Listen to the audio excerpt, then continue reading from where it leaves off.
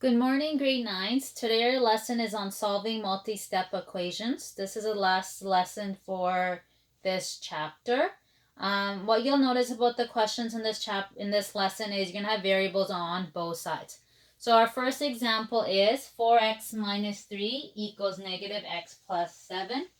What you'll notice is I have a variable here, but I also have a variable here.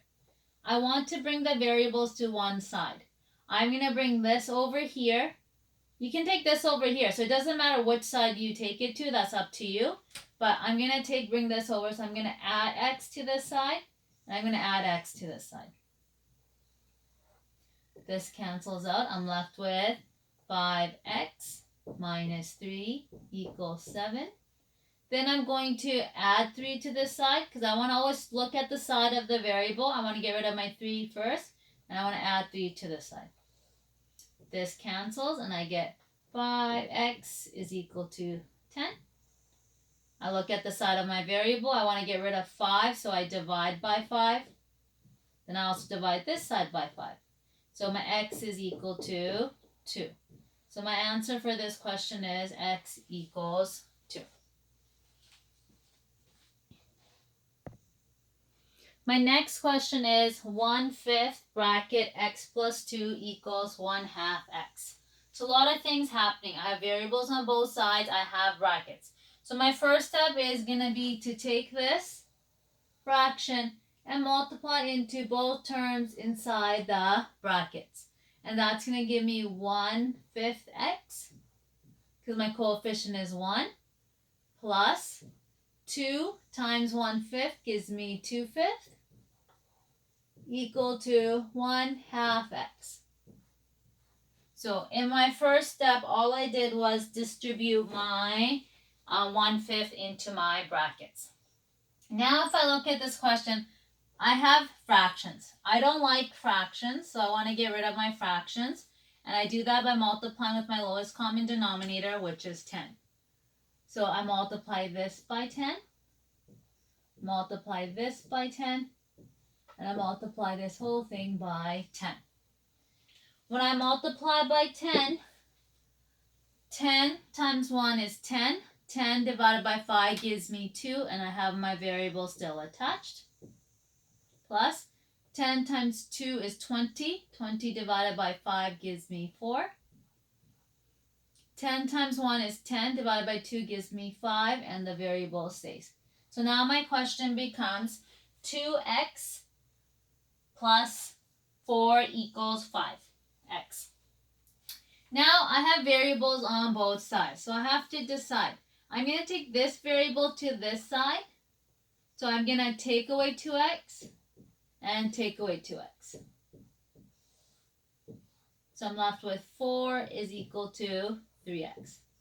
There's no point in me bringing this to this side, because then all my terms are going to be on one side. Remember, you want the variable on one side and everything else on the opposite. Now I want to divide by 3 to get my x by itself, so divide by 3. So my answer is going to be 4/3 is equal to x. And remember, you always want your answer as a fraction in lowest terms. You do not want to change it to a decimal. My next example is 2/3 plus 5/6c equals 1/3 c minus 1/6. Too many fractions. I want to get rid of my fractions. In order to get rid of my fractions, I'm going to multiply with my lowest common denominator, which is 18. So I'm going to multiply this by 18, this by 18, this by 18, and my last fraction by 18.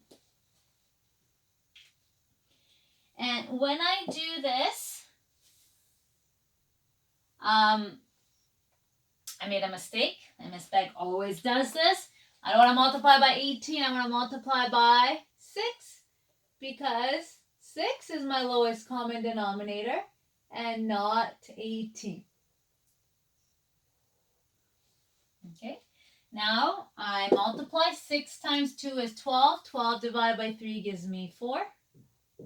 6 times 5 is 30. 30 divided by 6 gives me 5, and I have my variable attached. 6 times 1 is 6 divided by 3 gives me 2 with my variable. And 6 times 1 divided by 6 leaves me with negative 1. Okay? So once I have it down to this, I want to bring the variables to one side. And in this case, I can bring it to this side or this side. It doesn't matter. So I'm going to take away 2c. I'm going to take away 2c. That cancels. And then I end up with 4 plus 3c is equal to negative 1. And now I look at the side of the variable. I have a 4 and 3. I want to get rid of 4 first. So I take away 4. I take away 4. This cancels out. I have 3c is equal to negative 5. And my last step is to divide by 3. Divide by 3. So my c is equal to negative 5 over 3. And remember, your answer has to be in fraction form. And make sure it's in lowest term. My last example is 2x plus 2 over negative 5 equals x minus 3 over 2.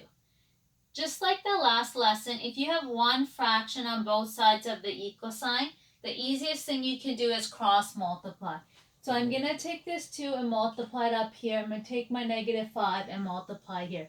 So I end up with 2 times 2x plus 2 is equal to negative 5 x minus 3. Okay, once I've done this, it becomes a linear equation. And now my first step is to distribute. I take my 2 and I have to multiply into both. So I end up with 4x plus 4. And that's equal to, now I take my negative 5 and I multiply with both. It's negative 5, so it's negative 5x plus 15. So after I expanded my brackets, I ended up with 4x plus 4 equals negative 5x plus 15. Now I have to ask myself to put the variables on both sides. I'm going to add my 5x. I'm going to add my 5x. End up with 9x plus 4 is equal to 15. I'm going to take away 4. I'm going to take away 4. 9x is equal to 11. And then my last step is to divide by 9. Divide by 9. So my x is equal to 11 over 9. And remember, in lowest terms, and you do not want it as in decimal form. So our next example is a word problem, example 2. It says find the value of x so that the square and the rectangle have the same perimeter. Remember, when I'm asking you for perimeter, I'm asking you around the distance around the object, which means you're adding up all the sides. In a square, which is my first shape, all 4 sides are the same. In a rectangle, opposite sides are the same. So they're saying that both of these shapes, the perimeter is the same. So how would I set up my question? So for the square, I know I have 4 sides. So I go 4 times the side length. Okay. For the rectangle, I know 2 of my sides are 0.5 x minus 1. And then 2 of my sides plus 2 of my sides are 4 minus x. So that would be my equation. Once I have my equation, I have to solve it. They all have brackets. So my first step is to distribute my number into my brackets, which I end up with 2x plus 4, because I take this 4 and multiply into both.